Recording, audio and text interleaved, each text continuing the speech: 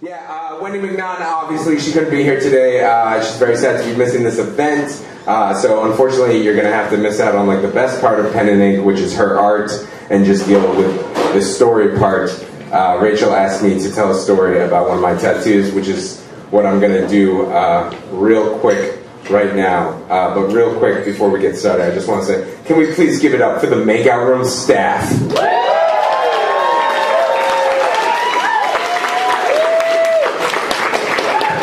The people that make the sound and the drinks happen are the most important people in the goddamn room. All right. Let me tell you about some of the life mistakes that I can't take back. When I was 19 years old, I left my girlfriend of 6 months to go work at a hotel on an island 10 miles off the coast of New Hampshire. It hurt to leave her. We'd only been together for 6 months, but when you're 19 and you're in love, you are always a day away from getting married. The island was just a few buildings on a few rocks out in the Atlantic. There was nothing to do. No roads, no bars, no theaters, no cops.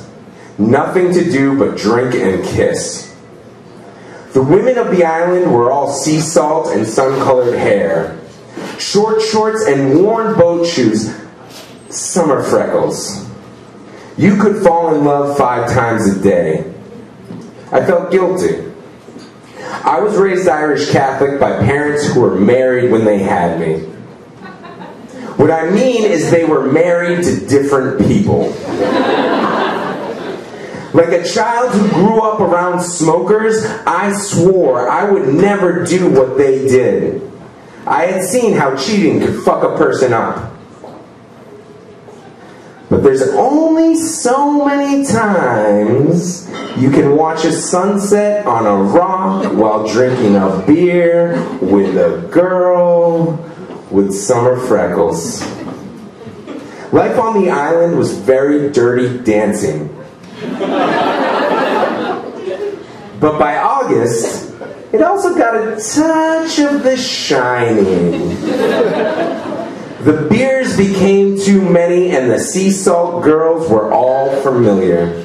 So when my friend Matt turned to me and said, "Hey, I made a tattoo gun out of a Walkman, a 9-volt battery, and a safety pin. Want to try it?" I said yes. We had a bottle of whiskey between us. So I don't think Matt even blinked when I said I wanted to get "Forgive Me" tattooed on my left arm. I tried to sell him on some bullshit about Catholicism, forgiveness, and friendship. But the truth was that I was getting my first tattoo about a girl. The next morning, after a summer of sunsets, I woke up to actually watch a sunrise. The tattoo looked simple and beautiful. The blood was crusted against my skin. Like a good Catholic, I saw it as my punishment and some kind of atonement. I would show it to my girlfriend and hope for forgiveness.